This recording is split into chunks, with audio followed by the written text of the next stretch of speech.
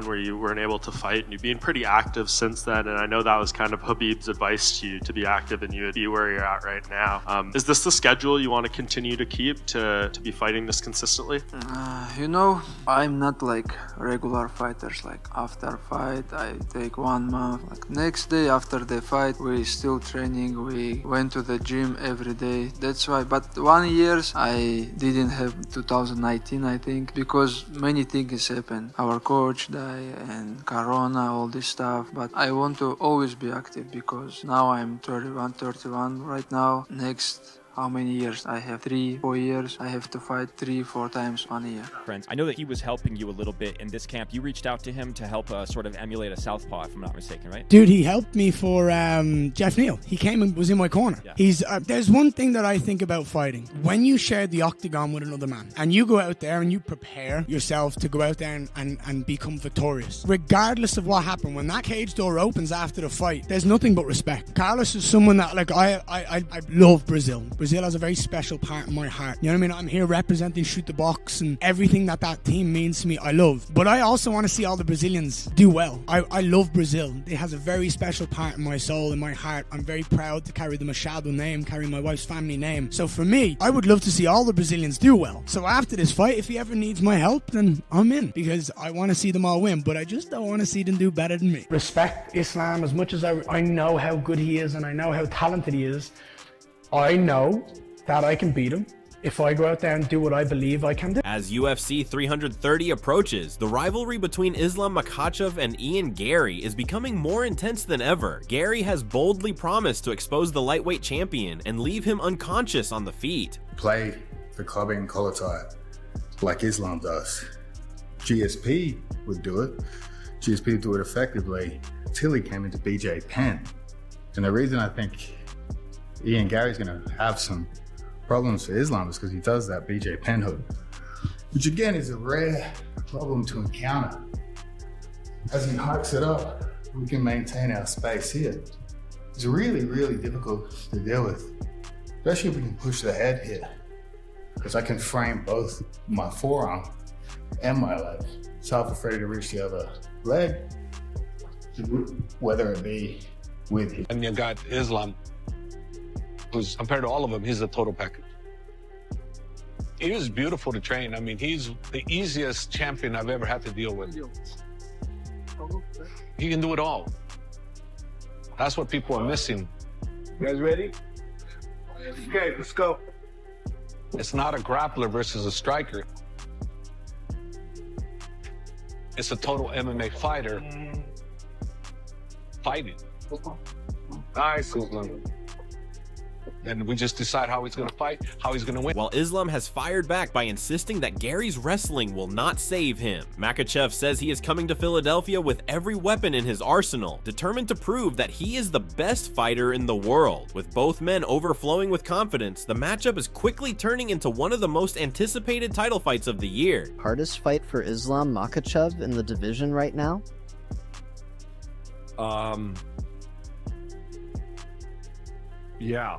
Yeah, he probably is, yeah.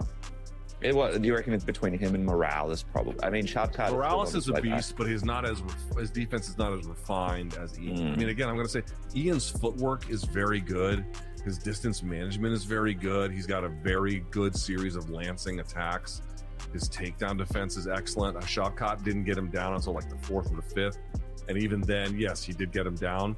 And so I think this will be kind of interesting to see what kind of takedowns he uses. If you guys recall, Rakhmonov was only doing upper body stuff and couldn't get any of it to work. And then eventually mixed lower to upper, so he had like a knee tap. I'm sorry, he had a single leg that he knew. I got this made a while ago, and I feel like this is something me and you would like. So,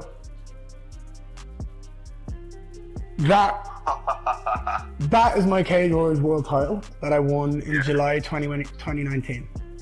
And above it, when I got that one framed, I made this frame as well. You love it. It's an empty frame that says UFC world champion coming. Islam believes that relentless preparation is the key to victory. According to the champion, no team trains harder than his, and that commitment makes the fight easier once the octagon door closes. He rejects the idea that he is simply a grappler, insisting that he possesses elite striking, wrestling, submissions, and overall MMA skills. If you're Ian Garry, how do you beat Islam? On the ground, there's just no question Islam is going to be way better. So to me, you need to have takedown defense on point, and if you get taken down, you have to have an ability to scramble to your feet or do wrestling get-ups, or, you know, because against Rakhmonov, you'll recall, he just kind of relented. You know, he would fight the takedown, but then once you got the takedown, he didn't really fight it. And so, and it was not much. And so to me, I wonder about that. Like, I think that could be really bad for him. But all of that starts with, you know, takedown defense. And then all of that kind of starts with, you know, distance management, keeping your back off the fence, footwork, jab. Honestly, I really believe, like, people are like, oh, can you really win with footwork and a jab? Well, no, but footwork and a jab and good takedown defense has been like what Sean Strickland does. You know what I mean? That's how he wins. What does he? Takedown defense, elite here, elite understanding of the game. We're gonna add one more technique. I'm gonna add this because Dustin Poirier did really, really good against Islam, and I think it was because he forced Islam to stay like low on the single. Like, Islam wants to get as close to the hip as possible, and Poirier would be always moving backwards like this. And now Islam obviously fucking genius. He adjusted on the fly. What happened was, like, he ended up getting down to the ankle here.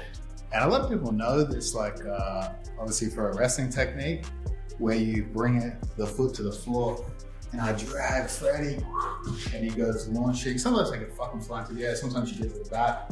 But what I think, Makhachev is determined to showcase every aspect of his game and silence anyone who doubts his abilities. Ian Garry, however, remains completely confident in his chances. While acknowledging Islam's incredible talent and accomplishments, Garry believes he has the tools to defeat him if he performs to his full potential. It doesn't compare at all to the other guy's best win, you know? So there seems like this vast difference.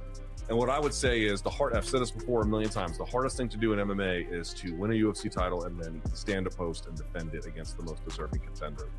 Because it is not the guy with the most celebrity, it's not moving up the weight class to fight the other champ. It's the guy who is hungry as shit, who is on his climb. And if they're the number one contender, that means they've, you know, earned the spot to be there.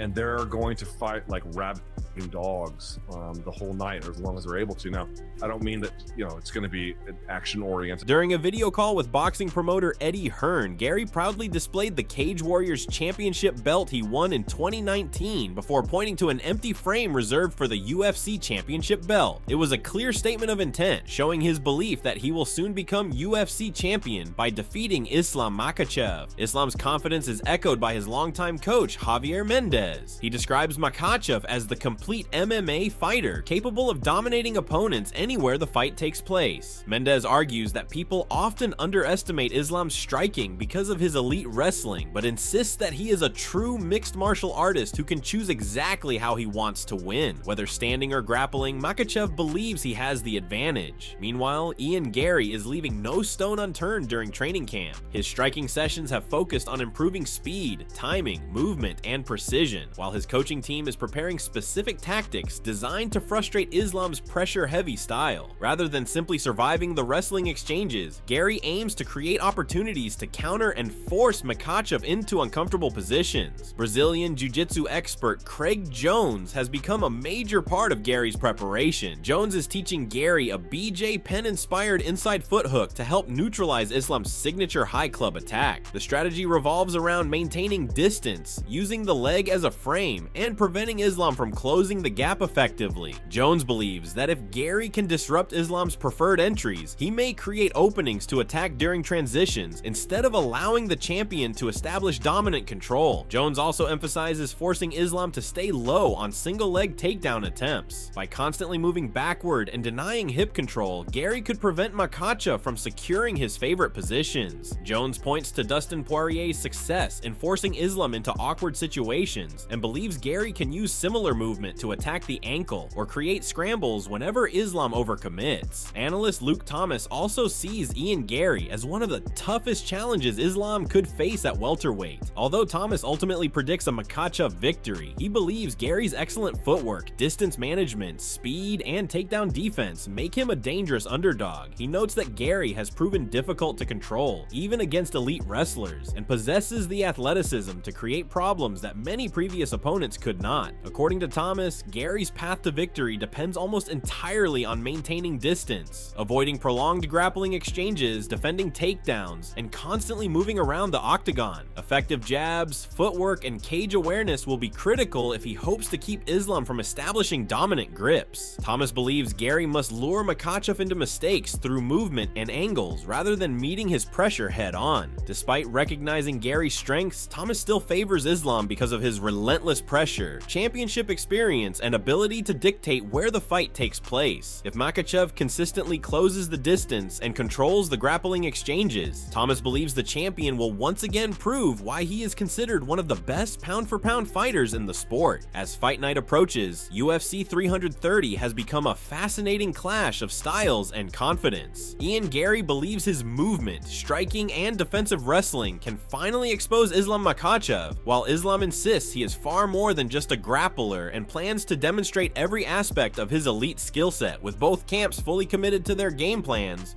the stage is set for a brutal 5-round battle. The biggest question remains, can Ian Garry keep Islam at range long enough to pull off the upset, or will Makhachev once again impose his relentless pressure and leave Philadelphia with another championship victory?